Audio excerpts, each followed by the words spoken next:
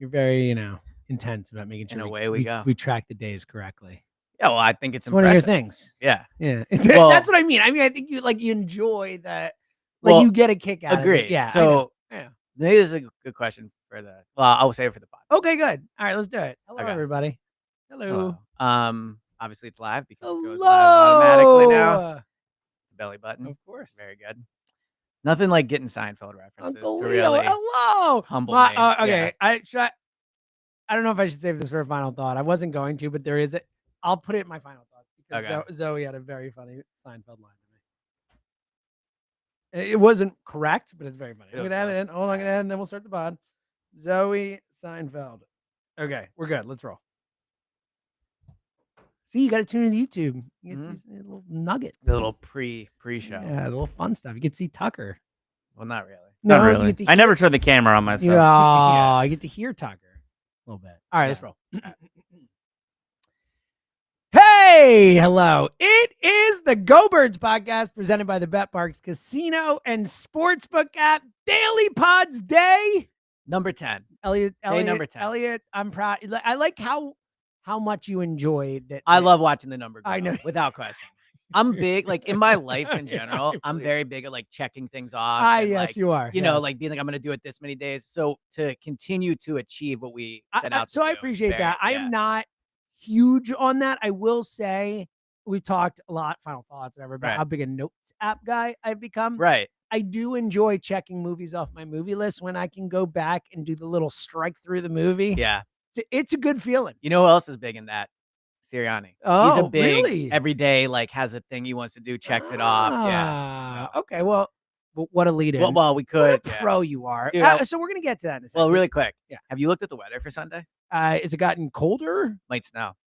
There's like a 50% chance of snow. And initially it was from like 6 to later on. So, maybe the fourth quarter. When I checked this morning, the weather app I trust the most, it was like 1 o'clock. Buddy, a little 1 o'clock to like 6. So there's a shot we got. And you want to talk about. You are smiling right now. Elliot is like wait. in his happy place. Again, I'm Team Dome, but like both can be true. I love a snow game, while I would also sacrifice it for a dome. But regardless, if you want to talk about even more of a reason to think the Eagles are going to win, you think the Rams are going to beat the Eagles the Eagles were built for snow. Like, this team was designed to play in snow. I think they're winning by 14 points or more. Like, I remember last week how as the week went on, I got a little bit less confident as it went on. You were never as confident as I was. Yes, I came on, I was like, they're going to smoke these guys. And I still felt confident. I picked them a cover off, but like as it went on, I was like a little more nervous about the Ross, all stuff like I think they're going to roll on Sunday. Like I am obnoxiously confident about this game. To your point, the snow, the high of the win that they just had. Well, that's a good point. For LA. About, I mean, we all saw the Minneapolis Miracle, and it's a different situation, all that. Yeah. But it is hard for teams to have this emotional high like they did, and they should. I mean, that was a big deal to play for their city and what's going on and to win for their fans. And like, that was emotional for those guys. And they're in Arizona and they fly on their own like 3 a.m. after this emotional night. And then they got to get right back to work to play the Eagles. Like, it's hard to do that. I agree with that. It's hard to come back down and then get back up 6 days later. Like, I really think the Rams are walking into a blender. Like, I really do. So I feel that exact same way, honestly, the exact same way. And my confidence is not wavering. But I did want to acknowledge 2 things you said yesterday that at the time I wasn't as informed on, but I looked into it yesterday and I think you were correct. And I think it's worth pointing out. The defense has been better. They've been much better. Yeah. They have. Now they're still not a great right. And they played the Jets, the Cardinals. They're super young. The Bill, I think it was the Lions they lost that game. Well, the Lions put up 42 on them. 40, no, it was the Bills. They won 44-42. But so it was. But the defense wasn't great there. Now the Seahawks put up 30 on them, but they were playing backups. But so the defense is definitely playing better. Now the flip side of that is the offense is not playing great. Like the offensive numbers have not been good. But the other thing you said, and we'll talk about this more throughout the week because that's what we're doing today. But they do have interesting pieces in the secondary. Like, I don't think the secondary is good, but they have like, if the Rams were rebuilding, I'd be excited about that secondary. A lot of like guys that have played less than 3 years can move all around. You know, normally when I prep for a team, I'll be like, well, this guy definitely is there all the time. Or this guy lines. The Rams guys move like all around. Like the safeties move all around. The corners move in. So it's different. Like last week, Xavier McKinney, you wanted to target him and make sure like stay away from him. And with this team, I almost think the first thing Jalen has to do is like figure out where everyone is and what's going on. So again, still not a great passing defense. They're 26 in the league in net yards allowed. And that's obviously the whole year, not just the last 7. But I think if there was like 1% of my confidence removed, it is what you said yesterday. Like they have a good defensive line. They have interesting pieces in the secondary. And over the last 7 games, like they have played well. I still think the Eagles are far superior. I still will pick them to win by 10 or more. But you were right about the pieces in the secondary in the last 7. It's ironic because the Rams, and they would do it again. They won a Super Bowl doing it, but they traded away all their draft picks, win a Super Bowl. They're actually pretty damn good at drafting when they are make their picks. This is not a great apples to apples, but like their secondary reminds me a little bit of the process with the Sixers, where it was like you just get a bunch of young guys and just figure it out. And like the Eagles are on another level than the Rams. Mike Quick said this on your show. Like some teams enter the playoffs knowing it's not their year. Some teams enter the playoffs knowing it is their year. For a team that knows it's not their year in the Rams, like that's an exciting secondary to have. The Eagles secondary is better. Quinyon's better. Cooper's better. CJ, all that stuff. But it's an exciting secondary they have on a macro scale, like moving forward. Yeah, no, and again, the Rams are a solid team. They're just not in the Eagles' hemisphere. They're not. They're just not. Like that's the best way to put it. Yeah. All right, so I want to get to the Sirianni thing in a sec, but first, we're going to try out a little new bit here on the pod. A little new thing is Elliot. Here it is. Join the legions of Eagles fans, making the #1 book on Amazon. Shout out to #1 book, exactly. Jim Murphy. Whoever Jim Murphy is. What a day for Jim Murphy. Just minding his own business. I'm a little worried in like a week it's going to come out Jim Murphy maybe, but like that's what you always worry about. Yes, but for now it's very exciting. So here's what we're going to do. We're going to read a little bit. I still can't believe you bought the book. I love that you bought the book. I love this stuff in general. And what's funny is when it arrived yesterday. I've never read a self-help book. I've never. There's something about calling it a self-help book that I don't like. But you're right. But it's a self-help book. I know. If you go to Barnes & Noble, it'll say self-help book. Agreed. I just view it more as motivational instead of self-help. Okay. Self-help to me feels like, there's nothing wrong. It's your own issue. It's called a self-help. But I don't know if it's an issue. I don't know. It's your own. It's your own. I'd prefer if we called it it's your own bugaboo. Yeah, I'd prefer if we called it. I'll probably call it a self-help book. I know you know. Okay. So anyway, it was funny. It came yesterday, and Kristen wants to read it too. We're Kristen is into. I will say the like motivational. Yeah, I just I've never. And look, shout out to people who do like however you motivate yourself, however you get going. Like I respect the hell out of it. For me, I've just never I've never been interested. I've never bought it. Like I've never thought that way. So you know what's crazy? I used to feel the exact same way you did about all this. And I'm going to almost sound like I'm on an infomercial. But I swear on my life, like, and we've talked about this, like 6, 7, or I guess maybe 5 years ago, like I was bad with money. And Kristen was like, you should read this money book. And I swear on my life, it changed completely. So like, I used to feel that way. Well, I think a money book's different from a self-help book. Like I would read I view money as self-help. I view this as in a way it is. But like, I mean, like my point is like motivational type stuff, this and that. Like there's a it's practical in the sense that you're trying to make yourself better. Right. But in terms of the money thing, there's a practical, tangible thing attached to that. I'm talking about these ones where it's like your inner selves, this, that. Right. Like, the money book's almost like a workout. It's just never appealed to me. I get it. It's just never spoken. Well, guess what, buddy? It's about to speak. So we're just gonna open it at random. So and just pick a little passage. So we're just gonna open it to a page, read what it says. Hopefully it goes to a passage. There we go. Okay, here we go. Okay. Page 142. Put on your Jim Murphy voice. I don't know. For me to read it? Are you good? No, I think reading it's out better loud? if I do it. No, I'm good at reading out loud. Well, now who knows? Now you're questioning yourself. All right. So this is actually a quote from Wonder Woman of DC comic superhero. I think we're in the right range. Yeah. It's not about what you deserve. It's about what you believe, and I believe in love. Okay. So there we go. It's not about what you deserve. Doesn't make a ton of grammatical sense there. I mean, Tucker is a writer, a wordsmith. Tucker, can you parse that out? I mean, that doesn't make it. All right, maybe I should just read that sentence again.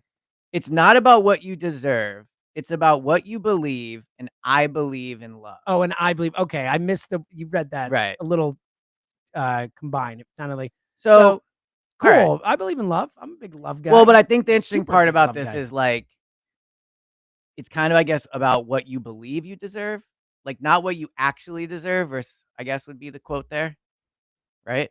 Are you getting to the heart of it? Is that what you're doing? I'm thinking about it. Now, here's a question moving forward. Should I just read Jim Murphy lines instead of quotes? Sure, yeah. You read a Jim Murphy line. All right. Thankfully, beliefs aren't set in stone. If that fear of spiders or any other belief is not serving you how you'd like, you can change it. It doesn't matter how logical, ingrained, or traumatic your experience was that created that belief. You can unlearn what you learned. Okay. Reminds me a little bit of me and Rain. You know what's funny? Of you and what? Rain. Oh. Right. You said Ray. I was like, Ray Didinger? It was like, no, yeah. It's like, is this like a Tommy and me thing? Yeah. Is this a Ray and Me by Elliot's coming out. Yeah. So it said, it doesn't matter how logical, ingrained, or traumatic your experience was that created your belief. You can unlearn what you learned. And here's the funny thing about it. I fall asleep every night now to a soundtrack that's just noises of rain. Think about that. Good for you, man. Inner excellence. I'm really happy that you're growing. Thank you. Well, this will be a fun little thing to do every day. We'll see how many days in a row we do it. I thought it was interesting. I'm in on it. I think it's good. Sure. I don't know about good. I'm interested. It's interesting. I think it's going to make people think. I don't know if I want to know what the chat says. Only know if it's possible. But yeah. All right. It was good stuff. I look forward to it. Shout out to the author of the Eagles, Jim. Official Eagles author, Jim. Actually, one more quick side note, and then we will talk. Wish you went by James, but that's fine. I think James is a way better name. I do too. No offense to people who go by Jim. Jim just seems like it's like there should be more coming. Like Jimmy. I have never been I've been called Jim, and I'll like Jimmy Kempski. Say, hey, call me I James. don't call him Jim. Yeah, exactly. Me and Tucker were talking about this. I know you're a big reader, so this is good for you. Monster, yeah, monster reader. Oh, right. I just finished. I finished the 1,330-page book. Sure, you did. Very sad. How'd you recover from it? I'm devastated that it's over. Apparently, the next one's not coming until 2031. The hell's that? Well, if it's 1,300 pages, wait till I'm like a 50 for Christ's sake. Anyway, yeah, that's a good point. I know. What's your opinion? Because when AJ posted this book, he posted a page of it, and like a lot of it was highlighted. Like he clearly read the book. Yeah, I saw that. So when I used to highlight like textbooks and I've only done it for school. I've never done it for personal reasons. I just feel like I would end up highlighting so much that I'm like, what's even the point of this? Like the whole freaking page is highlighted. Oh yeah, I used to do that where you're like, yeah. I had to learn to be more selective. And I mean, like you can with Kindle's highlight and you can mark passages. Actually, I remember you used to be able to do that on Apple Books. You could do it with the Kindle. You could just put your finger on it and you like drag and it'll highlight a passage. It'll tell you how many people have highlighted passages, which passages are the most highlighted. You can do any of that stuff. But yeah, I'm with you. I will once in a while take a picture of something on the Kindle on my phone, but it has nothing to do with like an inspirational thing. It'll be like, oh, someone said lurve instead of love as a joke, and Emily and I have said we lurve each other for years. You know, like I like a good lurve. Yeah, it's good. Like, I lurve. Yeah. But like we like something like an inside joke or something. Right. I'll show it's like a screenshot. Yes, it's like a screenshot, but I've never highlighted passages. Yeah. But back in school, I did. You know, considering the Sirianni thing, a lot of talk about the written word today. There you go. Let's get to the written word. Shout out to Tim McManus. I thought awesome story. Awesome piece for, all the people out there who still doubt the best coach in the NFL. No big deal. I thought it was awesome. We have known this, we believe that this is what makes Sirianni great, the way he interacts with the players, the relationships he forms with them. And we've heard anecdotes about it before. We've heard players on the air talk about like Sirianni FaceTiming them or Nick talking to players at night or this. But to get such an in-depth look at, the story about Jordan Mailata, where, it opens with this story about Mailata, where he calls him into his office and Mailata's like, oh God, what'd I do? Yeah. And it was to check on him about how he's doing because his dad had a heart attack prior, I think it was actually a stroke. Stroke, was it? Okay, it said a heart attack in the article. Oh, did it? Okay. Yeah. Maybe it was a heart attack. The article said a heart attack, for what it's worth. So, and he was just like, whoa, and it just seems like there's so many little stories in that article or anecdotes of Nick finding ways to connect with these guys, to have their backs. And I thought that like hammer at the end, which we've assumed, and we saw it in practice last year when we actually found out about that Seattle game, where it turned out that Nick had taken the heat for 2 weeks for AJ and Jalen with the dumbest of possible excuses. And we're like, what the hell? How could you possibly... Nick, what do you do? And it was because he was trying to cover for those guys. That's all he had. It's the best he could do. It turns out that's Nick's whole philosophy. It's like I'm here to take bullets for you guys. You guys can go out and be your best. And it's just like, I think we're at the point where I get it nationally. Like national people don't always understand what we understand here. 2017, we all knew we were going to win the Super Bowl. Nationally, they didn't. We were underdogs in all those games, all that stuff. I think we've gotten to the point where national people can think what they want. But if you're in this city and you don't believe in Nick Sirianni anymore, like, I don't know what to tell you. Like, open your freaking eyes. I agree. So, look, the Eagles might not win the Super Bowl. And when they lose, because of how important Nick and Jalen are to the outcome of every game, there's a good shot we'll do a post-game pod and be like, man, Nick went for it on fourth. Like, there will be something where the people that are mad at Nick will have a chance to latch onto it. But if you read that article and don't feel lucky to have Nick as the head coach of the Eagles, like to your point, I don't know what to tell you. Like the article just speaks to exactly what he's good at, right? And it's ironic because Tim McManus, who wrote this article, is also the one who asked Nick at the presser, what do you do? Some variation No of what doubt. do you do? He was right? Not variation. He actually asked, so Nick, with all that, what do you do? Yeah, like well, what do you, whatever, yeah, right? I think he said, what do you do? Okay, yeah. I could be wrong, but I feel like that's what he asked. Well, it's funny because we've been joking recently, like, if Nick wins the Super Bowl and he gives a speech, like he'll be like, here's what I think he should be like. So what do I do? And then hold the trophy. Yeah, I think that'd be an all-time, right? That would be sick. Yeah. But anyway, so it's ironic Tim writes the article. But if you ever want to know what Nick does, like this is it. And I know you can point to it and to go a little more into the article, and everybody should read it. But like he handwrites. Oh, that was amazing. All these, well, but like he wrote one to N'Kobe, a handwritten note just being like, I'm proud of you and how far you've come. Like you're a great starting linebacker. He wrote one to Isaiah Rodgers just being like, you've overcome so much. And Isaiah Rodgers says he carries it in his away bag and reads it before every game. Like that's pretty crazy. And again, this is a little tied to the motivational stuff. But like I love stuff like that. Like, me too. I love it. See, right? that's where I am fully in. Like 100%. That's the kind like. I love it so much. Yes. Like, and it matters about too, it. Of course. Yeah. Like, of course. It's thoughtful. It's caring. It brings you together. It makes you care about you. It's so smart. And then when thoughtful. And when Mailata says like, I'd do anything for that guy. Of course you would. Right. And I've always thought that was I've never really understood that completely when players say it about coaches. Like, this is not the best example, but let's say, I'm not even going to use the Sixers. I don't know. Let's say, I do anything for Nick Nurse. Right. Oh, you met him? Okay, yeah, exactly. Yeah. Times I've seen him, seems like a good guy.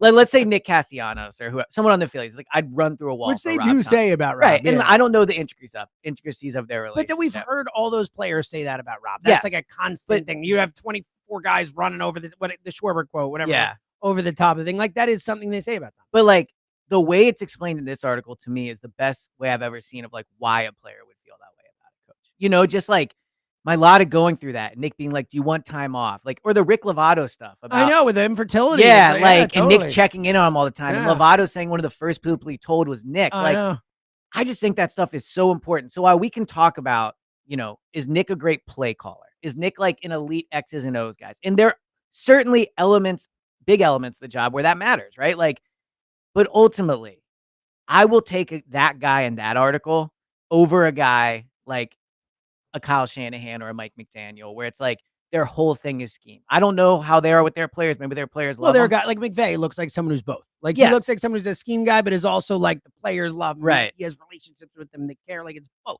And I also think like they hired Nick at the right time too. You know, I think like this team needed somebody. Like when Doug left, how much did we talk about like the front office is toxic and like who wants to work with Howie and Jeffrey's too involved. And we read and the article focuses on the player relationship and that matters. But I think it can't be understated how important it is Nick is in just fostering a good relationship between the front office as well. Like I personally don't think Nick is big on analytics. Just my opinion. I don't think he's Mr. like this is what the chart says. Like, but I think because he's good at relationships, he's able to work with a very analytical front office and have a good relationship while also to a certain degree, like I don't want to say ignoring their advice, but not always just doing what they think should be done, right? Like Doug, for as much as I want to say, like Doug left because he couldn't compromise, right? There was no strong relationship there where it was like, you know, like let's figure this out together. They couldn't figure out how to keep Doug. He wanted to keep coaches, they didn't, right?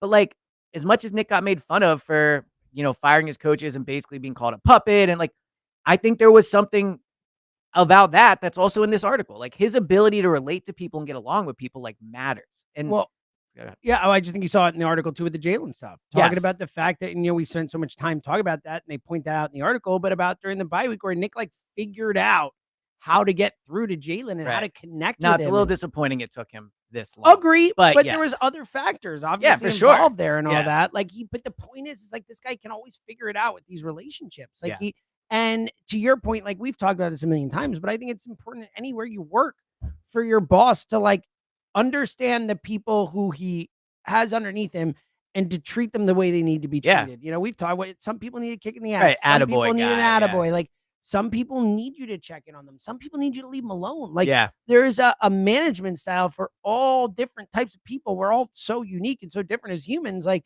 you can't just have one way of going about things and treating everyone the same way. And Nick seems like he is all-time great at meeting these guys where they are and understanding what they need from him and then giving that to them. Well, and this is why I tried. And that's what the best bosses in any world are like. 100%. And like, I tried to say this last week when talking about the Mount Union stuff, and it didn't really come out the way I wanted it to, but I just think his loyalty to Mount Union is such a sign of who he is. You know, like, just like he puts on a Mount Union shirt after he is an extremely loyal guy, and I think that shows in this article. So, man, I had another point, but now it's escaping me. I think it's impressive stuff. Oh, this is what it was. So we work in a workplace where, like, I'm not saying there's like egos, but like, you know, like we're all radio, like it's just a bit of a unique workplace, right? And we all get along, we're very lucky for that.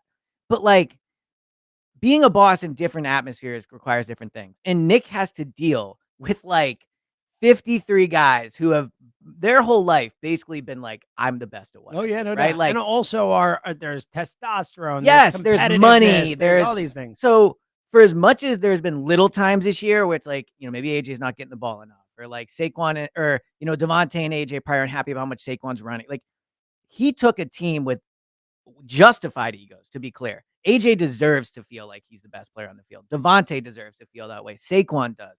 Goddard does. Like, you know, Jalen, right? And for the most part, it seems like the vibes are amazing. Now, winning covers a lot. Who knows? I'm sure there's times behind the scenes where players aren't happy. But if it has happened, Nick's obviously dealt with it in a pretty good way.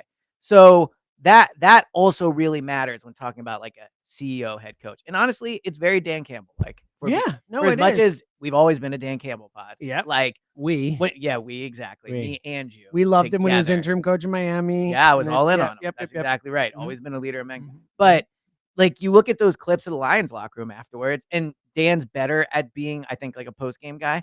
But like that, I think when I watch those Lions videos, I'm like, oh my God, the Lions are going to be tough to beat. I think the Eagles have the same exact thing going.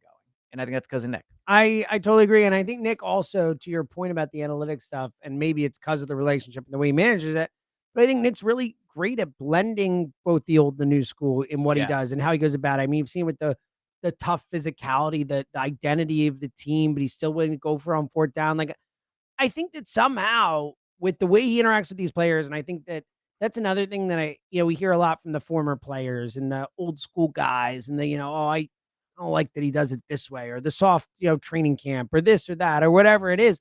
I think that somehow the Eagles have stumbled into maybe the perfect coach for where the NFL is now and who these players are and what they expect and all that. Like, it's not, you can't just go in and yell at guys anymore. Like, you can't just go in and be a hard ass. Like, these players are brought up in a different world and different cultures. The way they go about playing football is different. Like, you have to be able to have that soft hand at times. You have to be able to have that relationship with these players.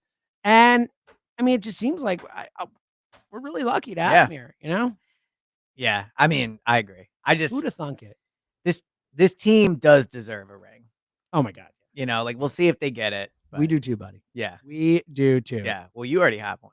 Well, I mean, like, a fan base already has one. Yeah. But we deserve more. Right. We're one in our lifetime. Like, come on, buddy. That's outrageous. You're right. For how great this organization has been too, no less.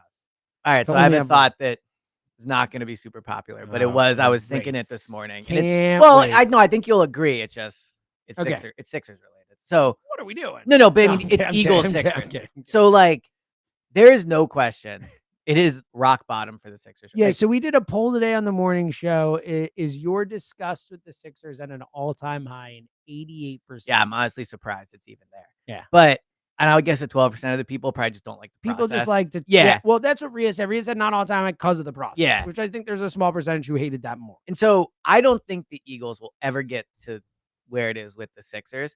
But whenever I look at the Sixers now and look at how far they've fallen and how they're not going to win a title this year and how the road ahead looks so hard and not promising, I know we view their peak different, but like, I believe they had 3 or 4 years where they legitimately could have won a title. Like, they didn't do it. I know they didn't get close, right? But like, man, Oh, I agree with what you're saying. Well, I say this all the time. I'm a big believer. But the Sixers really make me feel you don't it. get that many chances at Yes, I exactly. get it. I felt it in 2022. That's why I said it before the Super Bowl. I was like, they got to win. Like, yeah. And I get it. real quick, why do you think that is? Maybe ownership, huh? From the top down. Well, yeah. Maybe one owner is a great freaking owner, and the other's a travesty of a Philadelphia owner. But sure, whatever. Well, Lurie's definitely. It's hard to defend Josh Harris these days. No, I mean we don't have to get it. Hard to defend the guy, isn't he? Commanders owner Josh Harris. He's who I've always thought. Like honestly, he's making his way towards worst owner in Philadelphia sports history territory. Like he is approaching. He's not there yet, but he's like Harold Katz, Norman Brayman. Hey guys, I'm here. Let me in. Well, what's tough is like I don't really remember those guys, so it's hard for me. Hello, let me in. Yeah, let me in. It's hard for me to compare. So disaster. Look off the field, personality wise, I agree. I agree with you. Yeah, but like, and it all stems from him, top down. I would agree with elements of that for sure. But anyway, I just like. We don't have to worry about that with the Eagles. Yes, right. They have a great owner. Yeah. You only get so many swings at it, and that's and then it falls apart. I totally agree. I mean, look at the Phillies. 2022. Like that's why this Rams might have been the best chance. I mean, they still could, but that might have been the best chance. For sure. And it just gets harder and harder. But like that's why this Rams game, like. I think they're gonna win, but man, it would suck as a loss. Like it would just. I don't see it. Like I just don't see it honestly. And I know that it's a smaller spread. It's up to 6.5. Last I looked, we can check again. It's going back between 6 and 6.5 in the Bet Parks app. I know it's a bigger spread. I honestly believe I think the Commanders have a better chance. I do too. Oh, without question. We talked about this yesterday. Oh, did we mention this yesterday? I guess I understand why it's larger. I don't really think it should be. I don't either. Yeah, I think the Commanders are a better team than the Rams. So the other thing, are we? Yeah, let's get to Jalen. So so this is off of the Shield. So there was an article on the Ringer. Shout out to our guy Shilkapadia. Love him. Another great guy. How funny is that though? Like shout out to Birds 24/7. Yeah, throwback. We are doing a Tim McManus article to start and a Shilkapadia article. For those who don't know, former coworkers at Birds 24/7 together. Did now defunct, I believe. Birds right? Yeah, R.I.P. But yeah, that was good back in the day. So anyway, article on the Ringer talking about passing Eagles. Yeah, so essentially the article is basically saying how Shield is torn between they win all the time and like the passing numbers are definitely not great. Is essentially the premise of it. You guys should all read it. It's on the Ringer. But anyway, the passage here that stuck with me that I want to ask you about. So he says, and I'm reading what he wrote, obviously. I looked up the past 10 years of postseason games to try to put Hurts' performance against the Packers in context. Out of a sample of 224 games, Hurts' wildcard performance ranked tied for 205th in drop-back success rate, a metric that measures how often a passing play produces a positive play. There's only been 15 examples in the past 10 seasons of a quarterback having a worse success rate in a playoff game. And guess what? All 15 of those quarterbacks, well, all the other ones, 15. That's my point. He's the only one who won. Correct. I'm assuming like you can't. Yeah, all of the other 15 quarterbacks lost. So how do I react to that? Yeah, I think it shows what this Eagles team is. It's that this Eagles team, look, I know they're an anomaly, but anomalies happen. Like, they are amazing doing what they do. They won by 12 points. It wasn't even a game. And honestly, they could have had 30. They could have had way more. Like, and first and foremost, I'll see this a million times. Like, that was the worst game we will see Jalen play. Like, he will not be worse moving forward. Like, he was rusty. Like, I believe that. The concussion was a real thing. Like, I think he had symptoms longer than we thought. Like, I think Jalen will be better moving forward, but also, like, I don't really care. Like, they win. Like, the Shield being torn, right. I'm not torn. Like, they're awesome. Think about it this way. Since the bye week, how many games have they lost that Jalen Hurts started and ended? Zip. Yep. 0. They haven't lost one. Right. Like, what are we talking about? Since they decided for this to be the way they go about their offense, where it's like the most conservative offense in the NFL, they have not lost a game that Jalen has started and finished. Like, what are we talking about here? They're 12-0 in games that Jalen has started and finished, or I guess 13-0 if you include 12-0. Yep, 12-0 in games that's right. 12-0 in games they started and finished since the bye. Like, why are we complaining? Like, what are we doing? Like, just go out and beat teams. That's what they do. Win games. So I agree with 93% of what you just said. Let me read you especially because I do think he'll be better. Yes, I think he'll be better too. When they need him to make plays, I think he's going to make. I agree with you, and I also think this year, for the most part, when they've had to pass the ball, they've been able to do it, right? And I don't think it's coincidence when the whole passing game against the Steelers, they went out and looked amazing. So I agree with 93. I don't think they want to throw it. I think as a that's team, where I think not like they know they need to throw it in there. But ideally, they want to go out and have a 60-something to 30-something% split and dominate and beat the crap out of teams. They want to beat the crap out of teams. And I do think organizationally, and I guess I can't say this with confidence because maybe it's changing. I think organizationally, they would rather be an elite passing team. I think it might have changed. I don't know. Yeah, you're right. It might have changed. I think they want to win. Yeah. But I do think we have to take into consideration they have maybe the best rushing attack of all time. Of all time. You know, right? Like, so that's part of it. About. But I also do think when they pass it, there is definitely part of me that thinks without question, the reason they do this the way they do it is because they don't think they can run like an elite every week, week in, week out passing. I think they know that this is the best. Yeah, this is the best way for them to win. Run. So while I personally do believe that in big moments like Detroit or the Super Bowl, or maybe this week, if it's the fourth quarter and they're down 3, like that won't happen. I agree, but I agree, right? I think that Jalen can throw the ball and throw them to a win. Now, I looked these stats up and I want to tell them to you, but I'll preface this with this. I counted them by hand. I did them like 4 or 5 times. I checked it. I tried my best, but I think there's a possibility it's 1 or 2 games off. Regardless, over the last 3 years, Jalen Hurts, when throwing it 35 plus times in a game, so 2022, 2023, and this season, he's 12-2 when he throws it 35 plus times. That's a great stat. All right, you want to guess what Matthew Stafford's record is when he throws it 35 plus times? I'll bet you it's bad. It's 5-10. Yeah, I would bet you the vast majority of quarterbacks have a bad record. So when they throw Josh over Allen, who I just picked because people seem to always compare Jalen to him, he's 12-8 when he throws it. That's what I mean. Like, so think about how much better Jalen's record is when he throws it 35 plus times. Now here's the other stat. That's a great stat. I know. The only reason I haven't tweeted is because I've checked it by hand every time. It's hard to tweet. Yeah. So here's the other. You get Drew from Westchester to back up your Honestly, work. I was hoping Tucker could. What's the stat? Jalen's record when he throws it 35 plus times over the past 3 years. If it's wrong, don't say it on the pod. But I mean, it's a game or 2 off at most, regardless. Either way, and I don't think way more. You're not like 5 games off. Exactly. Now, so here's the other one I thought was impressive. When Jalen's defense over the past 3 years gives up 30 plus points, I have him down as 5-3. Wow. Matthew Stafford, when his defense gives up 30 plus points, is 1-7. Wow. Josh Allen is it's funny because the one is that Buffalo game, 44-42. Josh Allen, 1-4. Wow. So like Jalen wins a higher percentage of 50% when his defense gives up 30 plus points over the past 3 years. And it's worth noting, they've done it more than these other 2 defenses. Wow. Those are great numbers from you. So like if you're and this is what we do with Jalen, it's almost fear mongering when it's like, well, what if this happens? What if this happens? Can he do it in this? And to your case, it's been 12 games. So the chances of the exact scenario we're all afraid of happening feel relatively slim. But like if the defense struggles and they give up 30 plus points, Jalen's shown he can win those games. If they stop the running game and Jalen has to throw it a ton of times, he wins that way. So while I think there is absolutely, like, I cannot look at the people that are concerned and be like, you're wrong. Because I do agree the passing game has not looked like as crisp and as great as you wanted it to look. And I do think they're a little, like 5%, maybe a little too obsessed with not turning it over. Like what stat can you point to other than DVOA, where he's 14th, according to this article, where it's like, that's a concerning stat. Like, where is it? Like 14th. It's not like he's 28th. Right. Exactly. Like we're acting like, yes, 100%. Fine. Right. Like, what are we doing here? Where's Stafford? Are they that high? Like, I mean, I'd be curious to know if you could find any, like, certain game situation over the past 3 years where Jalen has a losing record.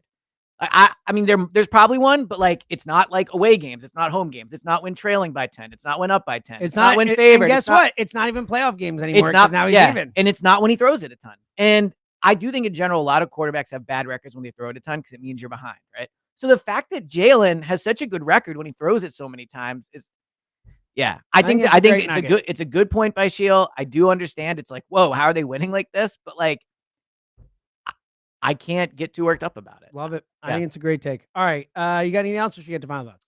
No, I think that's good. Final thoughts. All right. So I have a funny one that I actually am very proud of, and I hope you are with me on it. Oh, but all right. So this could go either way. So you know how when like, all right. So someone said to me at the Eagles yesterday, man, next Tuesday the like low is 9 degrees, right? I know, crazy. I know. Dude, now you are so not okay. You are potentially a bad person to talk to I'm about so this not okay because you with get this. up early in the morning. Yeah, oh, it's the word. This morning, by the way, was. I know, it's like 2 degrees. It's crazy. Really hard. Like I was really uncomfortable. Yeah, this morning and leaving my house. I'm sure it takes until I get to work for my car to get. Yeah, there. exactly. Like, it's a short the drive. entire time. Anyway. All right. So here's my overall thought. look, there are definitely people that need to know what the weather is at 4 a.m. For sure. Yeah. But I think as a general rule of thumb, if I'm looking quickly at the news, or if someone says to me what a low is, 7 a.m. to 7 p.m. I don't care what it is at 9 o'clock at night. I don't care what it is at 3 This is a real shot. You know what I mean? Like, so you I don't know. care So that's about what I'm saying. No, but you can look it up. When it just says the low and the high. Yes, like, let's be honest that like the low is more. But don't you look at it and assume that? Like I look at it, I'm like, oh, so like early in the morning, But then it's not useful information, really. Like I need to know. Well, and I know you can look it up. I get what you're saying, but here's what I would say. I think when they are doing just a quick little low and high, right? Like, because you're trying to let as many people know the range of temperature for the day as you possibly can.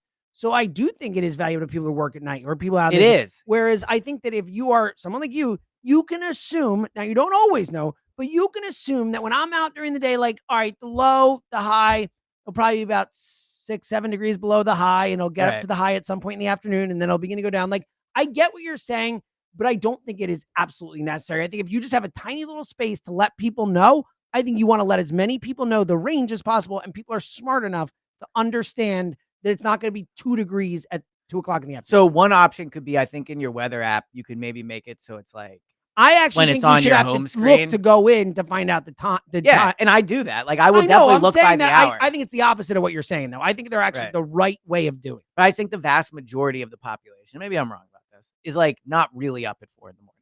Right, but they can look at it and understand. Like I know they could, but know that it's not going to be too. But we don't really relay any of their information that way. Where it's like, here's the information, and then like contextualize it as you want. But we also don't like.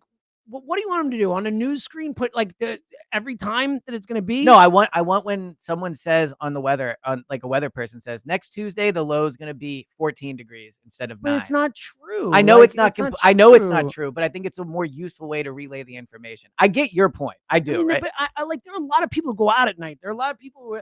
Like, you know what I mean? Like you're saying 7 to 7. It's a very specific. Well, we could do 8 to 8 or like 7 to 8. I don't know. I just don't get why it matters what it is between 11 and 4 a.m. 6 a.m. to 10 p.m. Like if you're actually going to do it, it would have to be like when people are out. Like I'm open to changing the time. Yeah. I just don't think it matters what the low is between 11 and 5. Like, but also we're talking about like such a minute, like the difference between the temperature at 4 in the morning and 7 in the morning is maybe like 3 or 4 degrees. Like it's not like it jumps up massively. Fair, but 9 sounds a lot different than 13. You know it does. So I think this is nonsense. Honestly, the more I think about it, I think this would be among the more unnecessary changes that were ever made. A lot of changes are viewed that way. Yeah. So I can't get down with you. I apologize. And it's not just an idea. Wake up early. It has nothing to do with that. Yeah. I'm just saying in general. Yeah. Okay. I don't think it's a perfect system, but I think there's something there. Good. All right. I'm going to give some book recommendations tomorrow. So, well, get excited. Can't wait. Yes. Yeah. I'll do 2 Zoeisms today. One, the Seinfeld one, which I mentioned. So we're getting back from gymnastics last night. I'm walking in and Zoe looks at me. I barely even see my hair, but she just thought it'd be hilarious. I guess her mom. Would you have a hat on? Is that what you're saying? Yeah. She looks at me and goes, your hair looks like Lloyd Braun. I'm like, what? How do you know who Lloyd Braun is? Wow, what a random pool. So Emily, isn't Lloyd Braun the like? Yes, he's the crazy guy with the slick back hair in the episode with the computers. Yeah, wow. That's Lloyd Braun. And he's brought up more because George always talks about it. No, I know, but like how many times could Zoe have seen him? She hasn't. Emily has obviously talked about Lloyd Braun, made Lloyd Braun jokes. Zoe picked up on it. That's crazy. Transferred it to me. Wow. So I got called Lloyd Braun by my daughter. And I can't imagine your hair looking like that. But like, I know she couldn't even see my hair. I think it was just a funny joke. Oh, yeah, no, it's a good pull by her. It was a good pull. Sure. It was a very good pull. Also, so I go into the room and she's sitting there like looking at Ruben. I'm like, what are you doing? She's like, I'm talking to Ruben. I'm like, oh, okay. The dog, to be clear. Yeah, our dog, Ruben.